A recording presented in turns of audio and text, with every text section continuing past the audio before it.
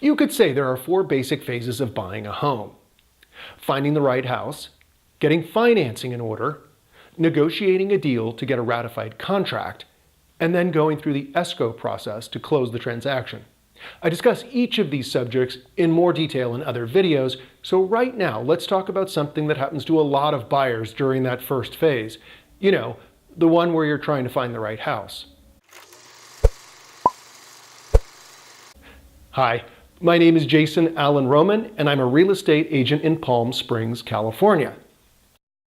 When you're on the hunt for a new home, or sometimes when you see an open house sign, you stop for a quick look around. How many times have you walked in the door to that house that might or might not be right for you, and the agent pounces? It's crazy. All you want to do is see the property, and all they want to do is make small talk. I'm going to let you into an industry secret that should help put the brakes on that practice. But first, I need to explain the difference between a listing agent and a showing agent. A listing agent has a written agreement with the seller to represent him or her in the marketing of their property and the negotiation of a deal. A showing agent is someone the listing agent has asked to host an open house or meet with buyers at the property. Listing agent, written agreement. Showing agent, no written agreement.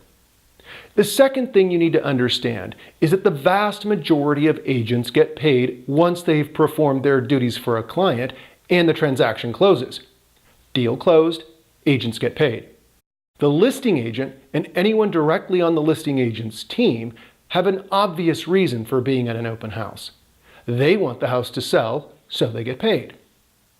So what's the incentive for a showing agent? They have no agreement with the seller, and the listing agent probably isn't compensating them for their effort. Here's why. They do it to meet buyers who will ultimately become their clients.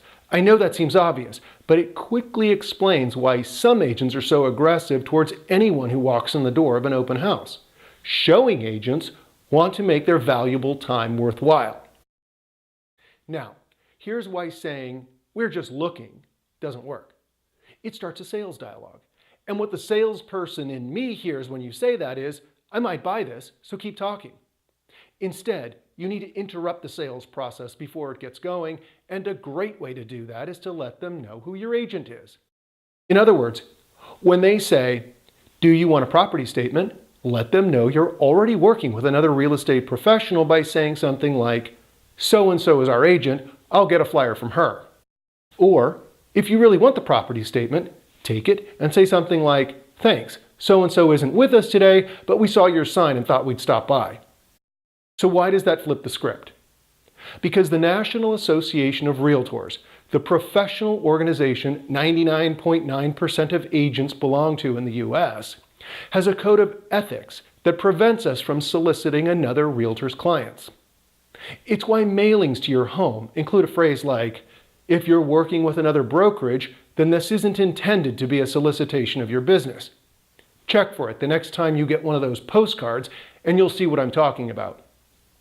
All right, there are some nuances to what I'm telling you, like technically, only written agreements constitute a formal client-broker relationship, but most agents don't want to wade into the muddy waters of being accused of poaching clients. Our communities are small, and the best of us want to keep a good reputation. And what I'm going to say next is very, very important.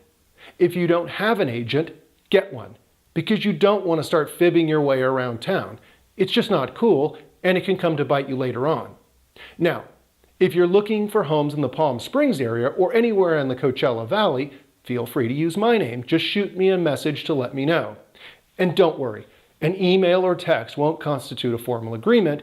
We use a special form to do that called a buyer-broker agreement, and it spells out the responsibilities involved. Of course, if you're watching this in another part of the country, find an agent you trust in your town or ask me for a referral. You'd be amazed at how many agents are in my network throughout the US and Canada. I'll wrap this up by saying that I mentioned a lot in this video.